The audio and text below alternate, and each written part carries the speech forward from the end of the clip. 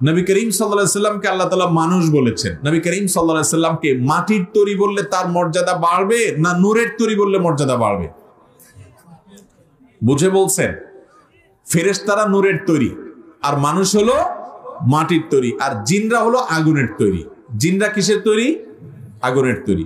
আর ফেরেশতা কিসের তৈরি? নূরের তৈরি। নূর মানে আলো, এখান থেকে তৈরি তারা। আর মানুষ হলো কিসের তৈরি? মাটির তৈরি। এখন আসুন, ফেরেশতা, জিন, মানুষ। জিন এবং মানুষের মধ্যে শ্রেষ্ঠ কে? মানুষ না জিন? মানুষ। আল্লাহ কোরআনে বলছেন ওয়ালাকাদ কাররামনা বানি আদম, মানুষকে আমি সম্মানিত করেছি, এটা শ্রেষ্ঠ। এবার আসেন, ফেরেশতাদের মর্যাদা বেশি না মানুষের মর্যাদা বেশি? এটা এক কথা উত্তর দেওয়া যাবে না। ফেরেশতাদের মধ্যে যারা বিশিষ্ট বড় বড় ফেরেশতারা, তারা সাধারণ মানুষের চাইতে শ্রেষ্ঠ। কিন্তু সাধারণ ফেরেশতাদের চাইতে আমভাবে সাধারণ ইমানদার মানুষ অবশ্যই শ্রেষ্ঠ। ভাই, আদম আলাইহিস সালামকে আল্লাহ তাআলা সিজদা দিতে নির্দেশ করেছেন কাদেরকে? ফেরেশতাদেরকে না। ফেরেশতারা ছিলেন নূরের তৈরি, তাদেরকে সিজদা করতে বলছেন মাটির তৈরি আদম আলাইহিস সালামকে, ঠিক না বে ঠিক? তাহলে এখানে মাটির মর্যাদা বাড়লো না নূরের মর্যাদা বাড়লো?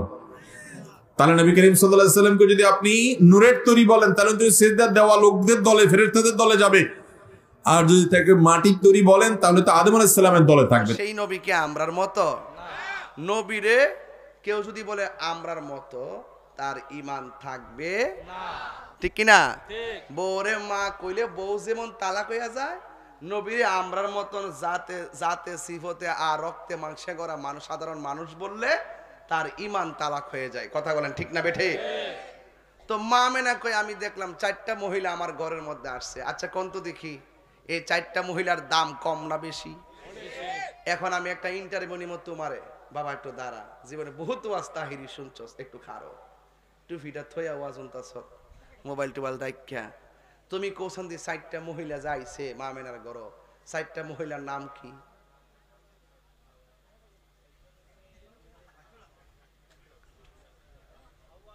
হাওয়া, হাওয়া, হাওয়া, আম্মা মরিয়ম, আরেকজন কোথায় ছিলেন আপনি এতক্ষণ? বসুন। মানে পারে ঠিকই ডরাইতেছে আর কি, হঠাৎ করে না ফুলাফান মাঠে আবার যে যুদ্ধ করবা, হ্যাঁ ইত্যার নামে কলজা, হ্যাঁ কলজা দিব তাহিরের মতন। এবার আসেন, এখন কন একটা নাম কি? সবাই কন হাওয়া। একটা নাম কি? মা হাওয়া। মা হাওয়া। একটা নাম কি? আরেকটা নাম মা আসিয়া। আরেকটা নাম মা মরিয়ম, মা হাজারা। মারহাবা জোরে কথা কেন? এই 4টা মহিলা কি সাধারণ? এই 4টা মহিলা ঘরের মধ্যে যখন আসছে, মা আমেনা কয় সাথে সাথে দেখলাম আসমানের, এখান থেকে আমার ওয়াজটা শুরু। ওইটা বলছি কেন? এই ছোট পোলাপনগুলো ইতিহাস জানার জন্য। আপনারা জানেন, এরা তো জানে না। মা আমেনা আমি দেখতেছি আসমানের যে তারকাগুলো আছে, এইগুলো খুললা খুললা আমার ঘরের চতুর্পাশে যেন জার বাতি হয়ে গেছে। আজকে দড়ি চন্ডিবের মাহফিলে জার বাতি লাগাইছিননি? যারা ফতুয়া দিব বেদাত, থাফরা দিয়া দাঁত ফলাই দিবেন। যে কবিতা লাগান বেদাত, থাফরা দিয়া দাঁত ফলাই দিবেন। আরে বেটা তুমি যার বাতির বেদাত কও, স্বয়ং আমার আল্লাহ নবী দুনিয়াতে আসবে, এই জন্য সারা পৃথিবীর আসমানটারে তারকা দিয়ে আলোক সজ্জা করে সাজাই দিয়েছে। সুবহানাল্লাহ, আলোক সজ্জা করে সাজাই। আল্লাহু আকবার, ইয়া রাসূলুল্লাহ, জিন্দাবাদ জিন্দাবাদ জিন্দাবাদ জিন্দাবাদ। সকলে কোন আল্লাহু আকবার। আল্লাহু আকবার। আলোকসজ্জা করছিনি, এইটা হলো হাকিকত, বুঝতে হবে। এবার মা মেনা বলে আমি দেখলাম 4টা মহিলা ঘরে ঢোকার পরে মহিলাদের চতুর্পাশে দুনিয়ার কোনো পর্দা লাগাইছে না। ভৈরবের বাজারে পর্দা আসেনিও? এই পর্দা হলো জান্নাতের নূরের পর্দা। এই নূরের পর্দাতে একটা বেষ্টনী দিছে। আর মা মেনা বলে আমি একটু দাঁড়াইলাম। আমি দাঁড়ানোর পরে আমি দেখলাম আমার এই নাবিমুলের বাম দিক দিয়া একটা নূরের জ্যোতি বেরিয়েছে। সুবহানাল্লাহ। আচ্ছা কোন তো কিসের জ্যোতি? নূরের জ্যোতি। আচ্ছা মা মেনা যদি কয় নবীরে নূর, মা মেনা যদি আমি নূর দেখছি, মা কয় আমি নূর দেখছি, আর আমরা 1400 বছর পরে আয়েশা কয় মাটি। মাটি। নাউজুবিল্লাহ, জোরে কোন কি লেখা? নাউজুবিল্লাহ। আমি আস্তে আস্তে জায়গা যাইতেছি, একটু খেয়াল করেন। তখন আল্লাহ রাব্বুল আলামিন বলতেছে قد جاءكم من الله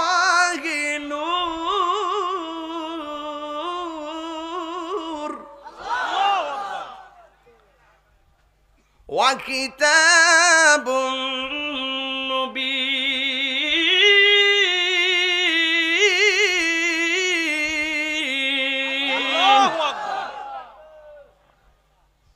আল্লাহ কয় তোমাদের কাছে আমি আল্লাহর পক্ষ থেকে নূর এসেছে। আর মা আমেনা কয় আমার নাবি মোলের পাশ দিক দিয়া নূরের জ্যোতি বের হইছে। সুবহানাল্লাহ। এই নূরটা পাঠাইছে কেডা? আল্লাহ।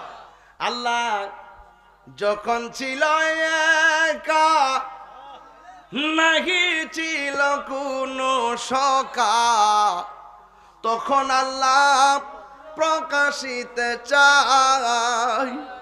আল্লাহ হাকিকতের নূর দিয়া হাবিবের নূর করলেন পয়দা।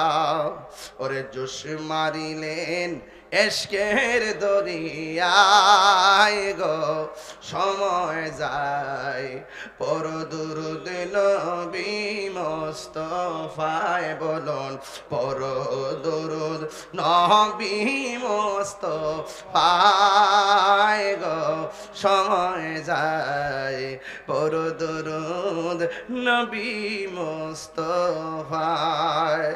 আল্লাহ মুহাম্মাদি নূর হইতে সুবহানাল্লাহ রে, ইয়া পি আল্লাহ পাক জাতে সৃষ্টি করলেন তামাম দুনিয়া।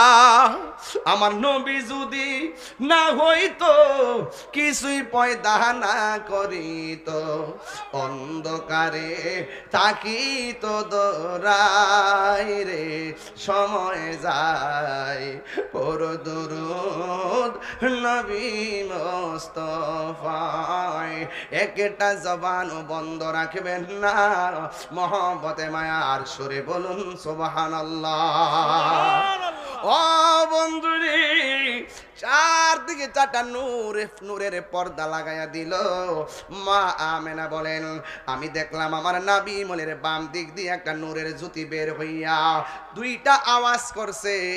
একটা আওয়াজ হলো আশহাদু আল্লাহ ইলাহা ইল্লাল্লাহ, আমি সাক্ষ্য দিচ্ছি আল্লাহ ছাড়া কোনো মাবুদ নাই। আর একটা হলো আন্নী রাসূলুল্লাহ, আর একটা হলো আমি নবী হইলাম আমার আল্লাহর রাসূল। এখন এখানে দুইটা প্রশ্ন। নবী আয়েশাই আল্লাহর সাক্ষী দিয়েছে, এই জন্য আমার নবীর সাক্ষী, আমার আল্লাহর সাক্ষী হলো আমার নবী। আর নবী নিজে আয়েশাই বলছে আমি নবী হইলাম আল্লাহর রাসূল। এই জন্য তোমার মতন মৌলবী নবীর চিনার লাগতো না। তোমার মতো মৌলবী নবীর গান না গাইলে নবীর কোনো অসুবিধা নাই। কেন অসুবিধা নাই জানোনি? একটা মাত্র কারণ অসুবিধা নাই, কারণ আমার নবী যখন ছিল তখন আরশ ছিল না, আমার নবী যখন ছিল তখন কুরসি ছিল না, আমার নবী যখন ছিল তখন লৌহ ছিল না, আমার নবী যখন ছিল তখন কলম ছিল না, আমার নবী যখন ছিল তখন পানি ছিল না, আমার নবী যখন ছিল তখন চন্দ্র ছিল না, আমার নবী যখন ছিল তখন মাটি ছিল না, নবী যখন ছিল তখন জিন ছিল না, নবী যখন ছিল তখন মানুষ ছিল না। যখন কেউ নাই তখন আল্লাহ এবং নবী, নবী আল্লাহরে ডাকছে, আল্লাহ নবীরে ডাকছে, নবী আল্লাহরে দেখছে, আল্লাহ নবীরে দেখছে। এই জন্য আল্লাহ কই বন্ধু গো, ও বন্ধু, এই পৃথিবীর কেউ যদি আপনারা না ডাকে, আপনি নবীরে ডাকার জন্য আমি আল্লাহই যথেষ্ট, আল্লাহই যথেষ্ট। এই জন্য নবী বলেন আমি সাক্ষ্য দিচ্ছি আল্লাহ ছাড়া কোনো মাবুদ নাই, আর আমি নবী হইলাম আল্লাহর রাসূল। এরপরে নবীর মা তাকায়া দেখেন, মা আমেনা বলেন আমি দেখলাম নবী সাজদায় পড়ে গেছি, দেখলাম গায়ের মধ্যে জান্নাতের জামা মোবারক। এই পৃথিবীতে মুসলমানি খতনা করাই মানুষের 7-8 বছরে, কিন্তু মা আমেনা বলেন আমার নবী, আপনার নবী বলেন আমি খতনা হইয়া দুনিয়ার মধ্যে এসেছি, আমার লজ্জাস্থান কেউ দেখে না। এরপরে মা আমেনা সন্তানকে যখন দেখার জন্য আশা করলেন, এই ভৈরবের বিভিন্ন হসপিটালে দেখবেন যখন সিজার করা হয়, পেটটা কাইটা সন্তানটা বের করে, কিংবা নরমাল ডেলিভারি হোক, সন্তানটারে বের করে অন্য রুমে নেওয়ার আগে সন্তানটারে মার বুকের মধ্যে রক্ত মাখা শরীরটারে দিয়া দিয়া দেয় কেন জানেননি? ডাক্তার ভালো করে জানে ওই প্রসবের সময় মার পেটের ভিতরে যেই ব্যথা, এই ব্যথার মেডিসিন দুনিয়াতে আবিষ্কার হয় নাই। একমাত্র সন্তানের স্পর্শে মার ব্যথা দূর হয়ে যায়, মার যন্ত্রণা দূর হয়ে যায়। ও ভৈরবের যুবক পোলাপান, বেশি রাত্র করব না, মাইকটা দিতে একটু দেরি হয়ে গেছে রে বাবা। এরপরে আমি বইলা দিয়া যাই, ওই মা আমেনা সন্তানটারে ধরার জন্য মনটা পাগল, যেমন করে চণ্ডী বেড়ে সন্তান হওয়ার পরে মার ব্যথায় অস্থির হয়ে যায়। ডাক্তার কবিরাজ আইসা সুন্দর করে সেলাইন দেয়, এরপর মার ব্যথা দূর হয় না। অনেক মা ডেলিভারির কেসে যাইয়া দুনিয়া থেকে বিদায় হইয়া যায়। আমার নবী, আপনার নবী বলেন, দুনিয়ায় যাওয়ার পরে ডেলিভারির কেসে যদি কোনো মহিলা মারা যায়, ওই মহিলাটাকে আমার আল্লাহ শহীদের মর্যাদা দান করে দেয়।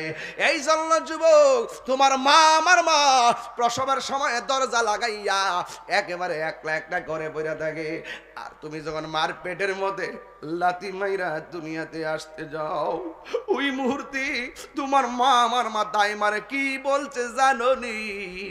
তোমার মা আমার মা বলছে, একটা ছুরি দে গলাটা কাইটা আলগা কইরা লাই, একটা ছুরি দে বুকের ভিতরে একটা গাই দিয়া জীবনটা বিদায় কইরা দেই।